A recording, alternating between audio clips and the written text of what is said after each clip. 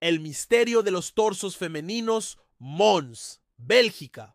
Año 1996. Las campanas de la ciudad repican con indiferencia mientras la llovizna tiñe las calles adoquinadas de gris. Mons, una ciudad medieval situada al sur de Bélgica, no es ajena al mal tiempo ni a la melancolía de invierno. Pero lo que está a punto de suceder hará que su nombre quede marcado para siempre en el mapa del crimen europeo. El 21 de marzo de 1997, dos mujeres caminan por las márgenes del río Heine, cerca del viaducto de Chemin de Betlehem, en la zona de Cuesmes, un distrito periférico. Lo que encuentran dentro de una bolsa de supermercado flotando entre los juncos no es basura común. Es un torso humano, sin cabeza, sin brazos, sin piernas, solo el torso. Y no será el último. La policía llega al lugar, con el estómago revuelto y los ojos cargados de incredulidad. La escena es brutal, pero también meticulosamente limpia. La carne ha sido cortada con precisión quirúrgica.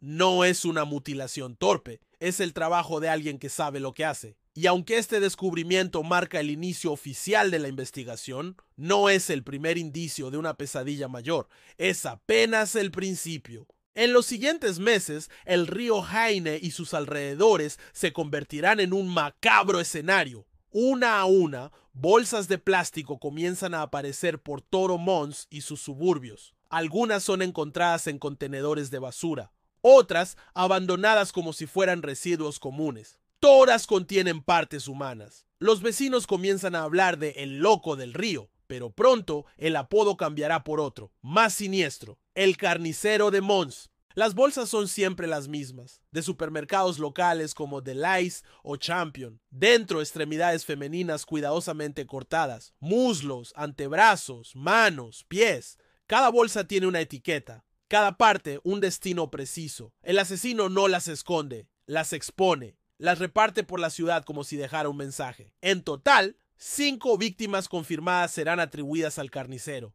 Y al menos tenía conocimiento anatómico profesional, dijeron los forenses. No era un aficionado, alguien con experiencia. Tal vez un carnicero, un médico, un veterinario o alguien aún más perturbador. La dificultad de la investigación no solo radica en la brutalidad de los crímenes, sino en la imposibilidad de identificar los cuerpos. Muchos restos estaban incompletos, algunos torsos no tenían cabeza, otras partes jamás fueron encontradas. Sin una identidad, la policía no podía establecer conexiones ni motivos. A lo largo de 1997, las autoridades belgas identifican 5 mujeres. Nathalie Godard, 21 años, desaparecida en agosto de 1996. Diagnosticada con esquizofrenia, solía deambular por las calles de Mons. Fue vista por última vez en una parada de autobús. Begonia Valencia, 29 años, inmigrante española, prostituta ocasional. Su pareja denunció su desaparición en diciembre de 1996. Martín Bon, 43 años, mujer sin domicilio fijo, con problemas de adicción, vista por última vez en febrero de 1997. Jacqueline Leclerc,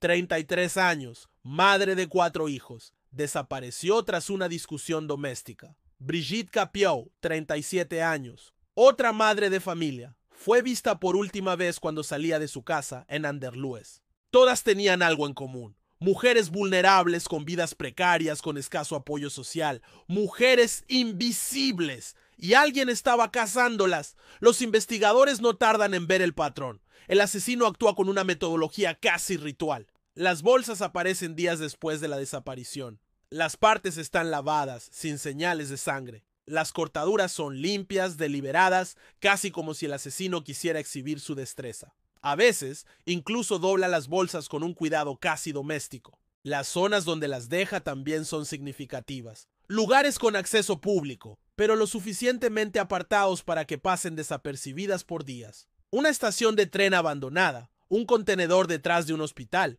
un callejón detrás de un colegio cerrado por reformas. No busca ocultar, busca ser encontrado. La prensa belga estalla con titulares macabros. Mons, ciudad medieval y tranquila, se convierte en un símbolo de miedo. Las mujeres empiezan a caminar en grupo. Las prostitutas desaparecen de las calles. Los medios crean el mito, el carnicero de Mons, y la policía no tiene pistas. La policía de Mons se ve completamente superada. En 1997, la coordinación entre cuerpos policiales en Bélgica era deficiente. Cada región tenía su propio sistema, sus propios archivos y muchas veces no compartían información. Este fue un factor clave en el fracaso de la investigación.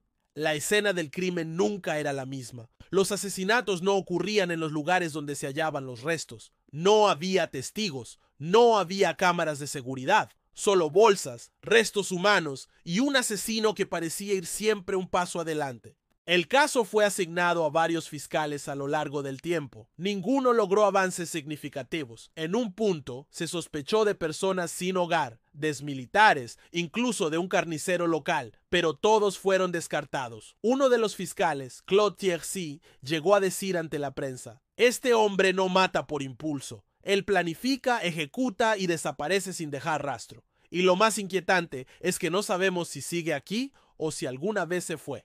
Hubo teorías, muchas. Algunos investigadores pensaban que el carnicero era un profesional de la salud con acceso a cadáveres. Otros creían que se trataba de un psicópata vinculado al crimen organizado, tal vez para enviar un mensaje a ciertos grupos. Una hipótesis impactante apuntó a un posible vínculo con rituales satánicos, dado el cuidado casi ceremonial en la disposición de las bolsas. Sin embargo, nunca se encontró evidencia que sustentara esta idea. Uno de los sospechosos fue un hombre llamado Smail Tulha, un albanés residente en Bélgica durante los años de los asesinatos. Tiempo después fue vinculado a un caso similar en Estados Unidos, donde también se hallaron restos femeninos desmembrados. Fue arrestado, pero nunca se logró establecer una conexión concluyente con el caso de Mons. Al final, todos los caminos conducían a callejones sin salida. A fines de 1997, la ciudad de Mons parece recuperar algo de su normalidad.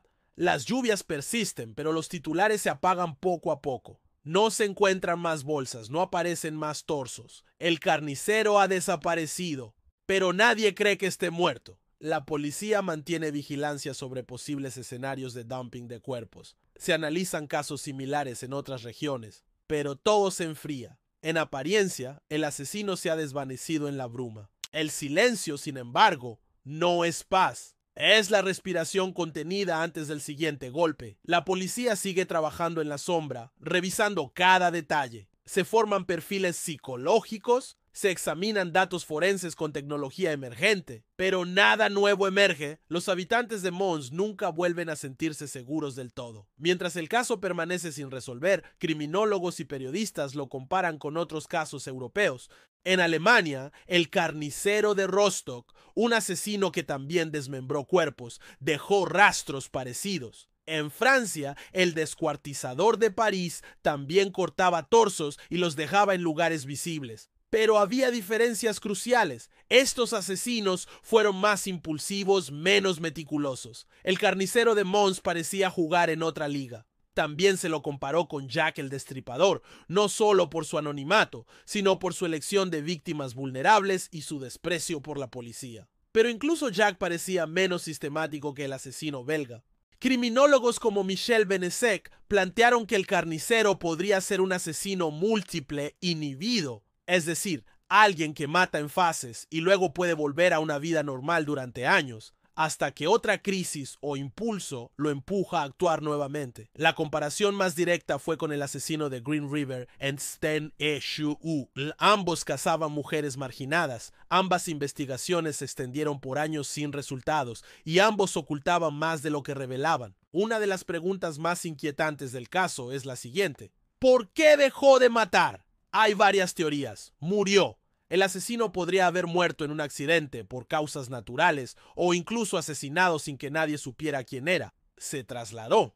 Tal vez emigró a otro país y allí continuó matando. Se han rastreado casos en Francia, Alemania y los Países Bajos con patrones similares, pero sin vínculos concretos. Fue encarcelado por otro crimen. Algunos asesinos en serie han sido capturados por delitos menores antes de ser identificados como homicidas. Es posible que el carnicero esté en prisión por un delito distinto. Se detuvo voluntariamente. Esta es la más rara, pero no imposible. Algunos asesinos dejan de matar porque alcanzan una satisfacción psicológica temporal. Otros porque sienten que se acercan demasiado a ser descubiertos. Sea cual sea la razón, el silencio del carnicero es tan perturbador como sus crímenes. 20 años después de los asesinatos, Mons es otra ciudad.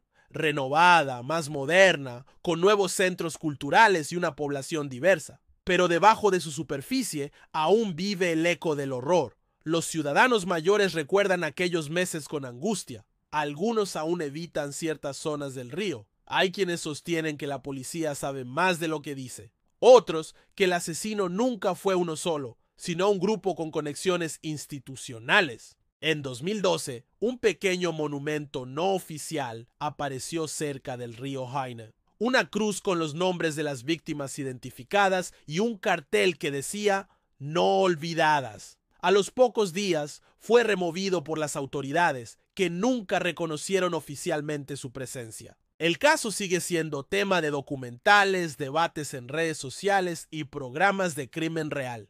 Pero en el fondo es una herida abierta. En 2010, con los avances en ADN y bases de datos forenses europeas, se reabrieron partes del expediente, se digitalizaron documentos, se analizaron nuevos perfiles, se enviaron muestras a Interpol, pero nada concluyente surgió. En 2016 se filtró que un grupo especial de investigadores estaba revisando posibles vínculos con crímenes similares en Francia, particularmente en Lille y Metz. De nuevo, los patrones eran inquietantemente parecidos, pero sin identificación de ADN, la conexión era puramente especulativa. En 2022 se propuso exhumar los restos de una víctima no identificada, pero el trámite fue bloqueado por falta de presupuesto y autorización legal. Cada nuevo año trae una promesa de resolución, y cada año esa esperanza se desvanece. A lo largo de la investigación, varios criminólogos han intentado trazar el perfil del carnicero de Mons. Basado en su modus operandi, algunos expertos creen que es hombre entre 35 y 50 años al momento de los crímenes, educado, posiblemente con estudios médicos o veterinarios, altamente organizado, meticuloso, con conocimientos de anatomía, socialmente funcional, tenía trabajo, vivienda y no despertaba sospecha, con posible trauma o conflicto con figuras femeninas, capaz de contener sus impulsos por largos periodos. Este perfil coincide con el de varios asesinos seriales europeos que permanecieron ocultos durante décadas. Pero un perfil no es una identidad, y el carnicero sigue siendo una sombra sin nombre. Internet no ha sido ajeno al misterio. Foros en Reddit, blogs de true crime y canales de YouTube belgas han construido sus propias teorías. Algunas son razonables, otras francamente delirantes. Entre las más destacadas, el médico de guerra, teoría que afirma que el asesino fue un médico militar retirado, traumatizado por sus años en conflictos internacionales, que canalizó su furia hacia mujeres marginalizadas. La red oculta. Algunos creen que los crímenes fueron encubrimientos para una red de trata de personas y que el desmembramiento era una forma de silenciar testigos. El imitador ritualista, teoría que sostiene que el asesino se inspiró en crímenes históricos, como los de Jack el Destripador o el descuartizador de Cleveland, y que los patrones tienen un simbolismo numérico o esotérico. El asesino está entre nosotros. Hay quienes creen que el asesino es una figura pública aún viva, tal vez un político, un académico o un empresario que ha logrado borrar todo rastro de su implicación. La verdad, hasta hoy, sigue envuelta en las mismas sombras que cubrían los ríos de Mons en 1997.